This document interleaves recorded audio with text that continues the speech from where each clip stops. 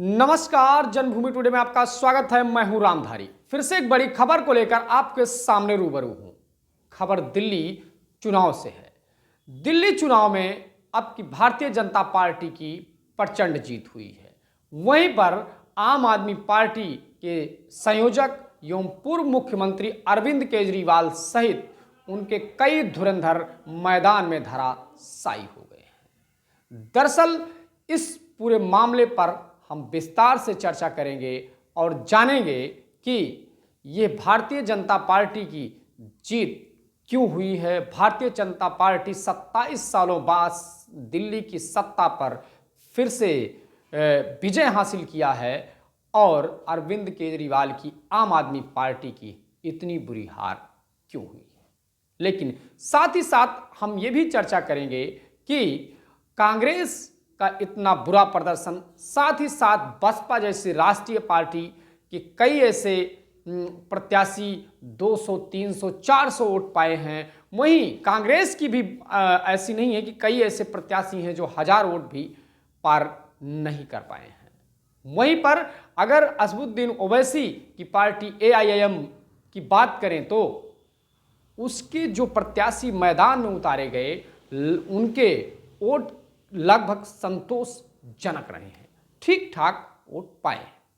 लेकिन इस पूरे चुनाव में किसका फायदा हुआ है, किसका नुकसान हुआ है, आखिर क्या ऐसी स्थिति रही है जो भारतीय जनता पार्टी 27 साल बाद फिर से वापसी की है। दरअसल जिस भ्रष्टाचार के मुद्दे को लेकर अरविंद केजरीवाल सत्ता में आए थे, जिसको लेकर बड़ा धरना प्रदर्शन हुआ था और उसके बाद अन्ना हजारे के साथ में धरना प्रदर्शन के बाद यह अरविंद केजरीवाल को समझ में आ गया कि जनता पूरी तरीके से हमारे पाले में आ चुकी है, हमारी बातों को समझ चुकी है, तो हम इसको राजनीतिक पार्टी बनाकर और सत्ता में आ सकते हैं।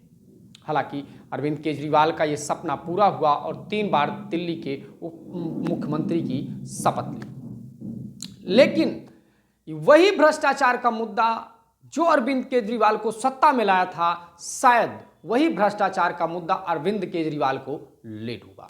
क्योंकि शराब घोटाले का जो ये मुद्दा रहा, भारतीय जनता पार्टी ने मजबूत विपक्ष के तौर पर वहां पे अपने आप को रिप्रेजेंट किया और 10 सालों से लगातार मजबूत विपक्ष के तौर पर हर एक मुद्दे पर आम आदमी पार्टी को घेरती नजर आई भारतीय जनता पार्टी। तो शायद पहले ऐसी बात यह है कि पहला ऐसा रीजन कह सकते हैं, पहला कारण यही हो सकता है कि विपक्ष ने जहां भारतीय जनता पार्टी ने ढंग से भ्रष्टाचार के मुद्दे को घेरा और वो उसमें सफल रहे। दूसरा उनका मुद्दा रहा जो वो कहते थे कि हम आम आदमी हैं, सामान्य से घर में रहेंगे, बड़ा प्रोटोकॉल नहीं लेंगे। हालांकि अभी भी उनके पहनाव ओढ़ाव से ये लगता है कि वो सामान्य तरीके से, लेकिन उनके घर को लेकर प्रधानमंत्री ने भी तंज कसा था और कई ऐसे भाषण में अलग अलग बीजेपी के नेताओं ने तंज कसा था और बीजेपी के आम कार्यकर्ता तो इस बात को लेकर उनको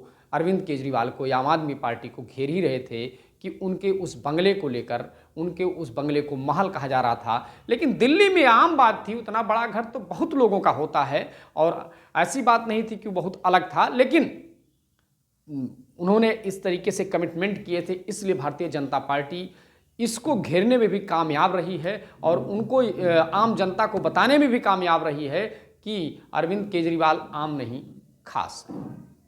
वहीं पर अगर तीसरी बात हम करें तो अरविंद केजरीवाल लगभग 20 विधायकों का टिकट काट दिए थे। उनको यह लग रहा था कि जो विधायक हार रहे हैं उनकी जगह पे दूसरे को लाया जाएगा तो जीतेंगे। तो शायद इस वजह से 20 विधायकों का टिकट काटा उन्होंने और 20 विधायकों के टिकट काटने पर लगभग 10 से 11 विधायक भारतीय जनता पार्टी का दामन थामे। उसमें भी अरविंद केजरीवाल की आम आदमी पार्टी को कमजोर किया और इस मामले पे जाहिर सी बात है कि जब नेता हटते हैं तो उस पार्टी को उतना बल तो नहीं होता है, कमजोरी तो आती ही है। साथ ही साथ अरविंद केजरीवाल ने 20 विधायकों के टिकट काटने के बाद जिनको दिया, शायद टिकट दिया, उनका भी चुनाव प्रॉपर ढंग से नहीं हुआ। अब हम बात करेंगे कि अरविंद केजरीवाल के जो ये रणनीति थी, क्या ये पहले से पता था? मुख्यमंत्री बदलने की जो रणनीति थी ये सही थी या गलत थी? इस पर तो जनता ने मुहर लगा दी है, लेकिन क्या ये आम आदमी पार्टी को पहले से हार की आशंका थी? क्योंकि जब मुख्यमंत्री पद से अरविंद केजरीवाल हटते हैं, चूंकि पहले जब जेल गए तो मुख्यमंत्री पद से हटे नहीं, जब हटना चाहिए था तो हटे नहीं, और जब वो जेल से बाहर आए तो स्वयं इस्तीफा देकर और अतिशी को मुख्यमंत्री बनाते हैं। शायद जनता को ये भी पसंद नहीं आया, वहाँ की जनता को समझाने में कामयाब नहीं हुए, और जितने दिन वो जेल में रहे उसकी दूरी कार्यकर्ताओं को प्रॉपर तरीके से गाइडेंस ना हो पाना, इसका भी एक कारण माना जा सकता है। लेकिन इस पूरे मामले में, इस चुनाव में, जो कह सकते हैं कि कांग्रेस ने एंट्री मारी, और कांग्रेस की वजह से इंडिया गठबंधन था, इंडिया गठबंधन के अलायंस में सब पार्टनर थे और सबको साथ मिलकर चुनाव लड़ना था, लेकिन ऐसा नहीं हुआ, क्योंकि अरविंद केजरीवाल की आम आदमी पार्टी ने गठबंधन धर्म का पालन ना हरियाणा में किया, ना गुजरात में किया, और ना गोवा में किया। हालांकि वो जो है पंजाब में मजबूत थे तो वहाँ पे सरकार बना लिए।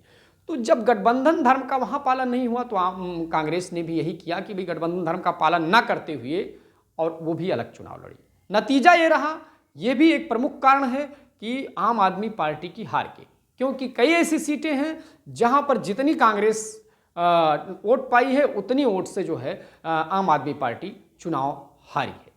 लेकिन इस चुनाव कांग्रेस के इस प्रदर्शन से, बुरा प्रदर्शन कह सकते हैं, लेकिन कांग्रेस को संजीवनी मिली है। कारण ये कि भारतीय जनता पार्टी और कांग्रेस दोनों राष्ट्रीय पार्टियां हैं और दोनों के आंख की किरकिरी थे अरविंद केजरीवाल, वहां पे मुख्यमंत्री बने हुए थे। दोनों पार्टियां इसके पहले सत्ता में रही हैं और अब वहां पे दिल्ली जैसे जगह पे, दिल्ली जैसे प्रदेश में सत्ता में न रहने की वो कमी खल रही थी। अब ये कांग्रेस जान रही थी कि अगर आम आदमी पार्टी सत्ता में रही तो शायद उसकी वापसी मुश्किल हो सकती है, लेकिन अगर भारतीय जनता पार्टी सत्ता में आ जाती है तो फिर इस किले को ढहाया जा सकता है।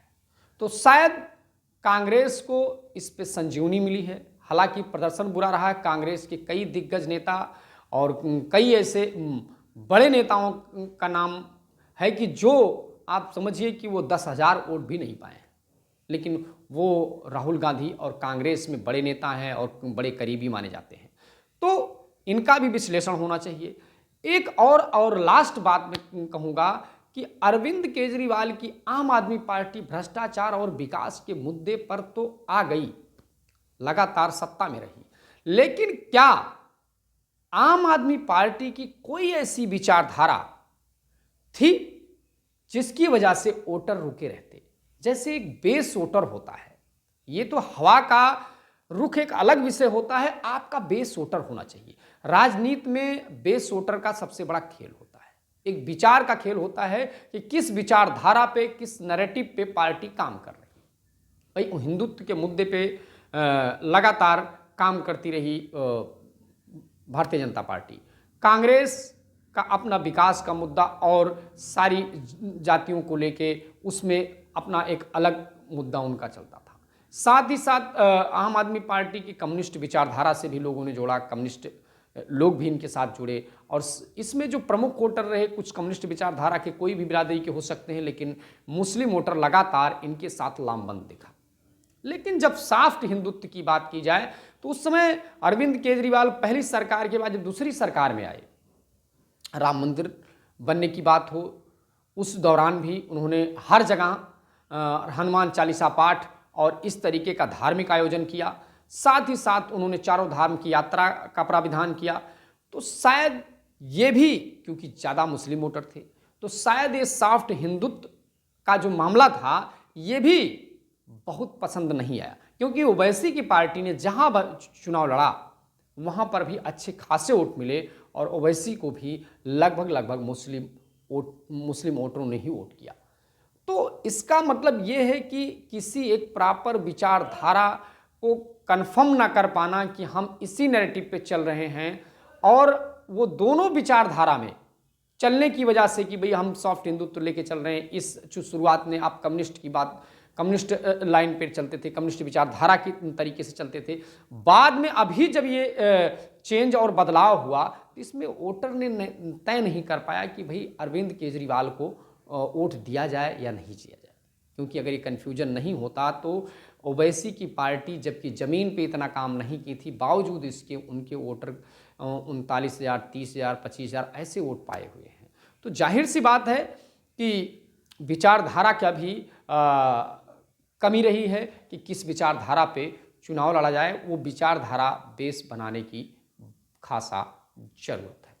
वहीं पर अरविंद केजरीवाल की जो मोहल्ला क्लिनिक और स्वास्थ्य जो इनकी योजनाएं रहीं और बिजली फ्री योजनाएं रहीं, इन सबको फिर से सही ढंग से मैनिपुलेट करके जनता के बीच में नहीं पहुंच पाना और जनता को सही उसका लाभ न पहुंच पाना, जनता में इस बात का भी आक्रोश था। शायद ये भी एक वजह थी कि जनता ने भारतीय जनता पार्टी को चुना।